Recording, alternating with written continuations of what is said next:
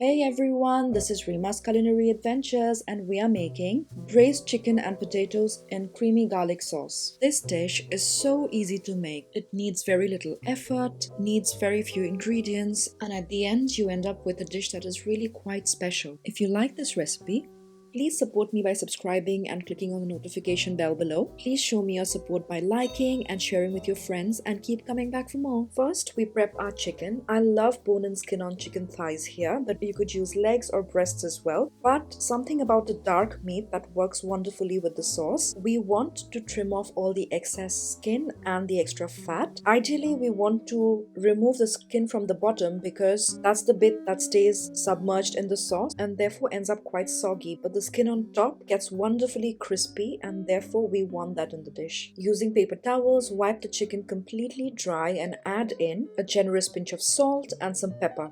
I like freshly ground pepper here because the flavor is just the best. We must wash our hands thoroughly to avoid any cross-contamination after touching chicken. Then we want to take some all-purpose flour and coat the chicken evenly on all sides.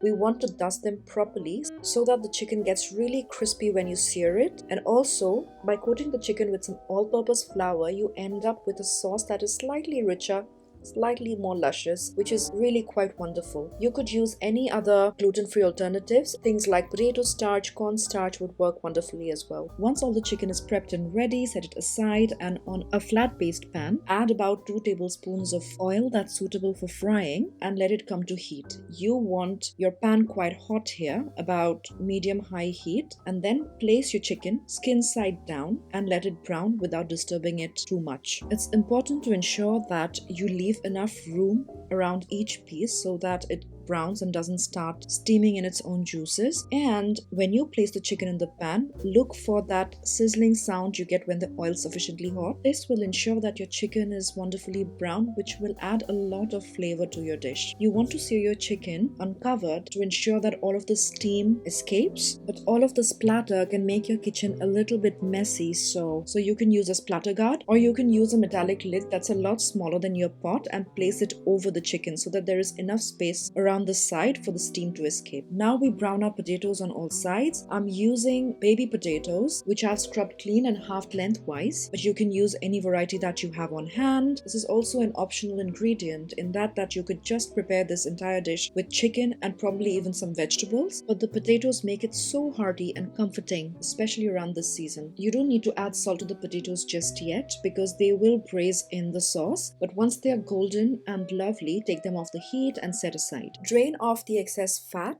leaving about a teaspoon or 2 in the pan and add in finely diced green onions or white onions and saute until it has softened a little. You want to use the same pan here because all of those lovely brown bits are going to add so much flavor to your sauce. Now we add in our garlic. This after all is creamy garlic sauce and therefore I add lots and lots of it. And then I throw in my herbs. I use rosemary and thyme and saute until the flavors start to release. You can mince your garlic here, but I leave them whole in this recipe because it stands on its own in the sauce. A few cloves of garlic get soft and buttery in the sauce. A few others get toasty and brown on top of the chicken, but you can chop them or use a lot less if that's what you prefer. Now add in a tablespoon of mustard, any kind you have on hand. I'm using Dijon mustard here, and saute until it starts to thicken a little. Then add in a drizzle of honey. I start with a teaspoon or 2 and then stir again for a few seconds until the mustard and the honey comes together. Now add in about 300 ml of stock. You could use chicken stock, vegetable stock, anything that you may have on hand. I've simply used hot water with a stock cube. Stir to combine and to release all of the lovely fond at the bottom of the pan. Now add in half a cup of double cream or single cream if that's what you have on hand. Bring it to a boil and give it a quick taste. Add in a pinch of salt, a drizzle of honey if you want, but bear in mind that our dish will be placed in the oven for 35 minutes or so, and therefore